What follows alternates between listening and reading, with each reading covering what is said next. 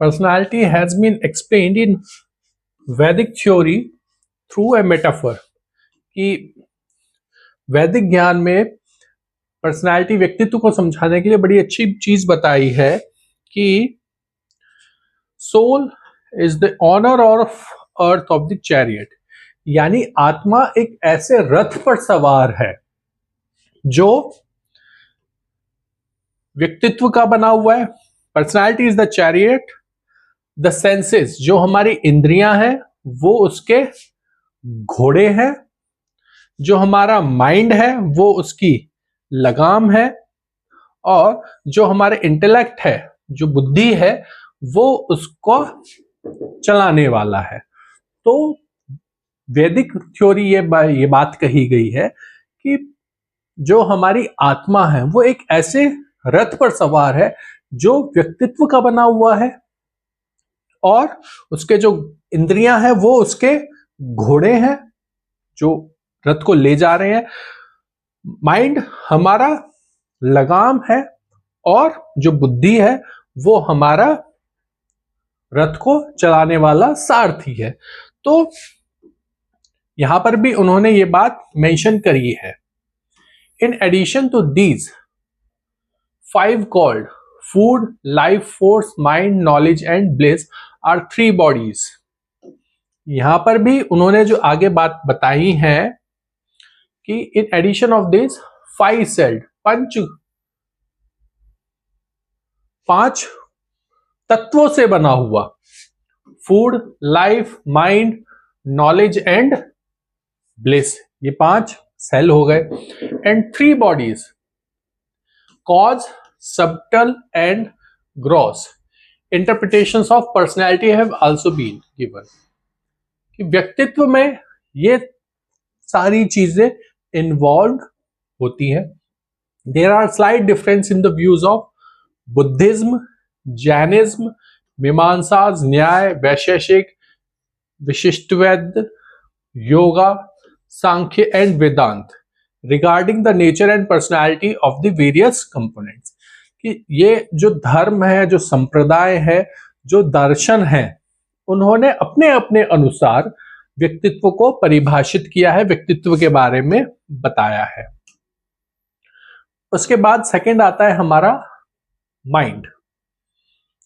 The mind works in conjunction with all the senses, they are made from this subtlest part of the food, कि mind हमारे जो 5 sense organs हैं, जो 5 इंद्रियां हैं, उनके द्वारा निर्देशित होता है, कि उनको कंट्रोल करता है 5 इंद्रियों को। और ये बात कही गई है कि as is the food you eat so is your mind, कि व्यक्ति जैसा अन्न खाता है वैसा ही उसका मन होता है। तो यही चीज यहां पर आती है। The Upanishad believe that the mind is formed by the combination of सत्व गुण with ego. The main function of the mind are to take resolutions, make resolutions and choices, and to experience happiness and sorrows. कि मन का जो कार्य है वो सही गलत ढूंढना, खुशी ढूंढना, दुख देखना, उनसे कैसे रिकवरी किया जाए, यहाँ पर ये सारी चीजें आएगी। Many kinds of desirable and undesirable desires, imagination, aspiration, carving, and lust arise in the mind. To fulfill these tendencies, mind force person to perform different types of activities. ये कुछ चीजें हैं, imagination, aspiration, carving, lust, ये सारी चीजें हमारे जीवन का एक भाग है, मस्तिष्क का भाग है, मन में ये सारी चीजें आती हैं। तो इन चीजों से बचने के लिए भी उन्होंने अपने अपने तरीके से उपाय बताए हैं कि हमारे मन को इन सब चीजों से बचना चाहिए। फिर an uncultured mind often finds happiness in the satisfaction of ego, sensual pleasure, gathering means of wealth and luxury, but it's greed, कि यहां पर उन्होंने जो बात कही है कि कई बार जो हमारा अनकल्चर्ड माइंड है, जो अनकंट्रोलेबल माइंड है, उनमें जो हैप्पीनेस है वो हैप्पीनेस क्या समझ लेते हैं, सेटिस्फैक्शन ऑफ ईगो, ईगो को सेटिस्फाई करना, सेंसुअल प्लेजर्स, इंद्रियों का सेटिस्फैक्शन होना, gathering means gold and luxury, कि गोल्ड को जमा करना या लग्जरी चीजों को जमा करके रखना, ये कुछ नहीं है, लेकिन ये वो कहते हैं ये कि ग्रीड्स है, नेवर एंड, जो कभी खत्म ना होने वाली है, due to which a person remains full of greed, pain, misconduct, criticism throughout his life. लेकिन ये सारी चीजें व्यक्ति के जीवन पर्यंत चलती रहती हैं और यही चीजें उसको बुरा बना देती हैं। फिर बात आती है इंटेलिजेंस की। It is the power to decide and make decisions, कि बुद्धि, decision to take, power to decide, make decision. In walking the state of illuminator, the subject ends the dream state at becoming both seer and seen, the power of perception, power of judgment, power of feeling. ये perception, judgment, feeling, perception and memory, ये सभी हमारी बुद्धि का एक part है जो हमारी बुद्धि को डेवलप करने में हेल्प करती है। फिर बात आती है चित्त की। What we call चित्त in Indian psychology is called subconscious mind in modern psychology, जिसे हम भारतीय मनोविज्ञान में चित्त कह रहे हैं, वो मॉडर्न साइंस में हमारा सबकॉन्शियस, अर्ध चेतन मन है। इन मॉडर्न साइकोलॉजी, चित्त remembers the experiences and संस्कार्स for the past and store them in safely, कि जो हमारा पुराना एक्सपीरियंस है वो चित्त में जाकर सेव हो जाता है। Acharya Shri Ram Sharma has clearly called the unconsciousness as chitta. When the conscious is more active, the unconscious automatically remains suppressed, due to which its supernatural ability lie dormant. कि जब हमारा चेतन मन एक्टिव है, हम चेतना में हैं, चेतन सही कार्य कर रहा है, तो हमारा जो अचेतन है, सबकॉन्शियस माइंड जो है, वो अपने आप ही दबा रहेगा, कोई दिक्कत नहीं होनी है। Man becomes superhuman only when the चित्त, subconscious, attainments become active. यहां पर उन्होंने सुपरह्यूमन की भी बात कर दी है। फिर बात करते हैं, following 5 states of चित्त have been described Indian text. 5 तरह के चित्त बताए हैं। पहला है मुद्धावस्था, the state of ignorance. The root causes of this state are lust, anger, greed and attachment. This state is called tam, ignorance state. कि मुद्धावस्था, जहां पर हम चीजों को इग्नोर कर रहे हैं, ध्यान नहीं दे रहे, वो स्टेट बताई है। और इसका जो रूट कॉज है वो है हमारी लस्ट, एंगर, ग्रीड और अटैचमेंट। ये चीजें हैं तो हम मुद्धावस्था के लिए है। फिर कशिप्त अवस्था, this is the Rajas dominate state, कि जो हमारी रजोन्नति है वो ज्यादा रहेगी इस स्टेट लेवल पर। In this state person has dual tendencies of धर्म अधर्म, कंफ्यूज रहेगा धर्म अधर्म, राग द्वेष, prosperity non prosperity and knowledge ignorance, कि सही गलत में कंफ्यूज रहेगा। ये सारी चीजें उसके चित्त का, इस चित्त का भाग रहेंगी। फिर बात आती है विकसित शिप्त, this is the state dominated by the sattva guna. यहां पर सत्व गुण आ रहा है। This state arise when the person gives up lust, anger, greed, attachment, love, hatred etcetera. जब वो ये सारी चीजें छोड़ रहा है, ये जो बुराइयां थी फर्स्ट वाले में, जब इसने ये सारी चीजें छोड़ दी तो वो विक्षिप्त अवस्था में आ रहा है। फिर एकाग्र अवस्था, this state is also called samprajnata samadhi. In this state, similar thoughts about one subject flows continuously in mind. कि यहाँ इस लेवल पर चित्त में सिर्फ और सिर्फ एक के बारे में ही विचार आते जाएंगे। और फिर निरुद्धावस्था, state of restlessness. In this stage, all the tendencies of mind are restrained and only the sanskars of detachment remain. This stage is also called Nirvaj Samadhi, in which person experiences the form of pure God. भगवान को प्राप्त हो जाना, ये अंतिम चित्त है जहां पर हम बात कर रहे हैं कि उसे सारी चीजों से डिटैचमेंट हो चुका है, वो सिर्फ भगवान के लिए ही विचार कर रहा है और लास्ट में उसे प्योर गॉड मिल जाए। तो ये 5 चित्त बताए थे।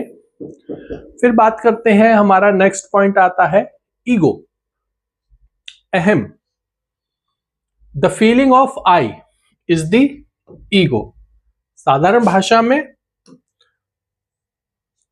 जो आई है, जो मैं है, वही हमारा ईगो कहलाता है।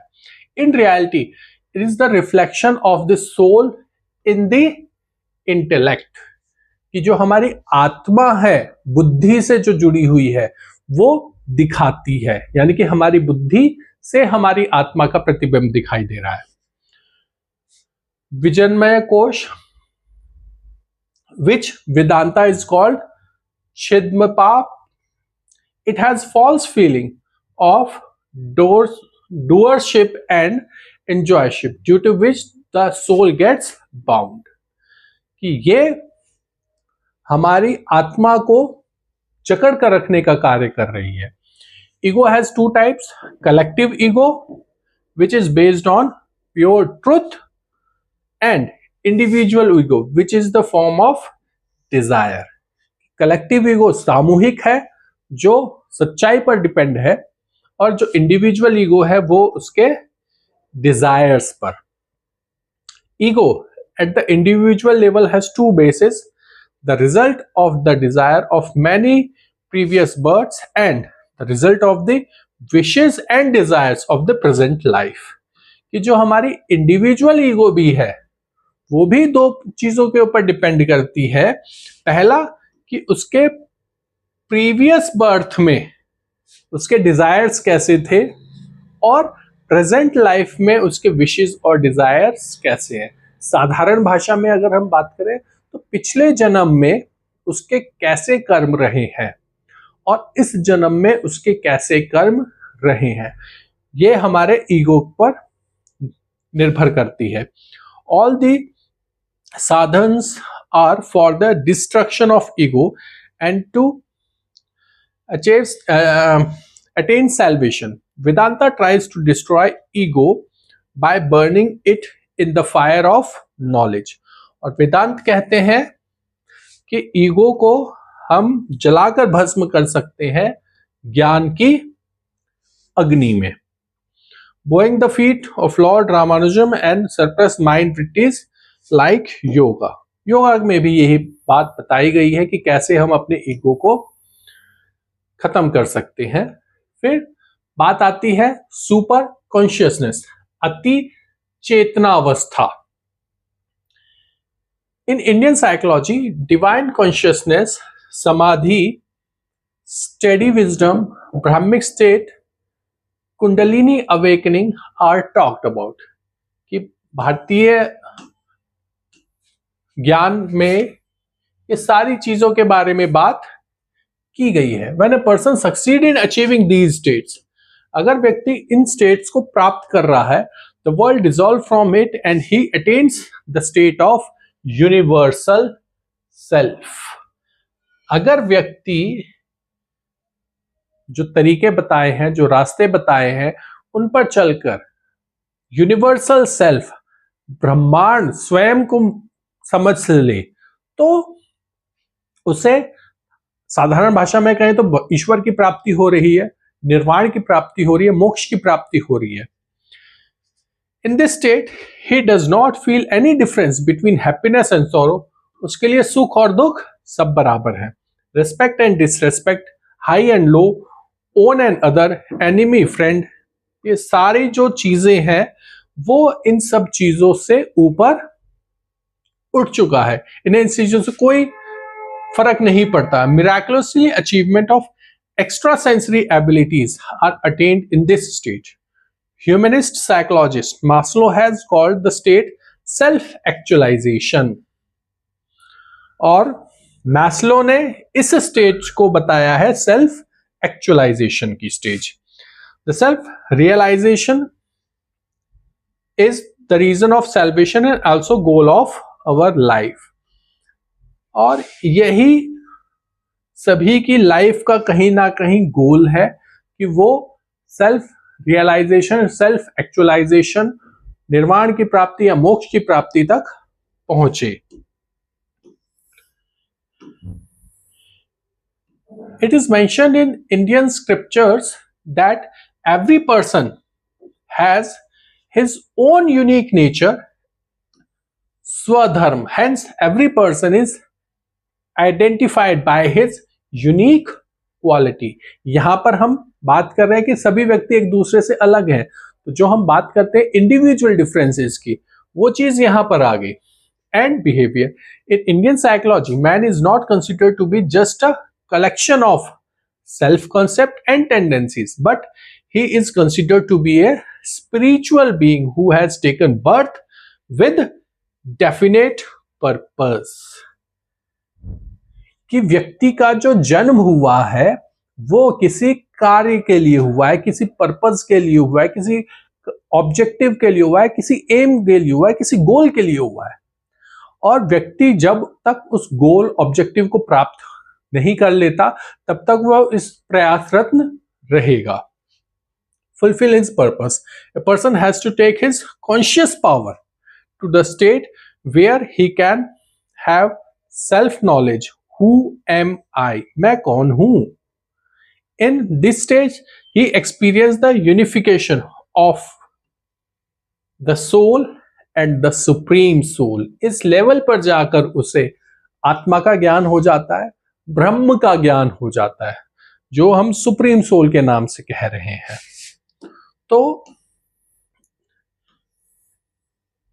यहां पर हमारी पीपीटी खत्म हो जाती है। जो कंक्लूजन है वो कंक्लूजन यही चीज कह रहा है कि जो हमारी ज्ञान है, भारतीय ज्ञान है, वेद, पुराण, उपनिषद, इसमें कहीं ना कहीं हमारे आचरण के बारे में, ब्रह्म के बारे में, आत्मा के बारे में, व्यवहार के बारे में जो चीजें लिखी गई हैं, लिखने का तरीका अलग है लेकिन जो बेसिक प्रिंसिपल है वो कहीं ना कहीं मॉडर्न साइकोलॉजी के साथ रिलेट कर रहा है। इस वीडियो में इतना ही, मिलते हैं अगली वीडियो में नए टॉपिक के साथ, तब तक के लिए धन्यवाद।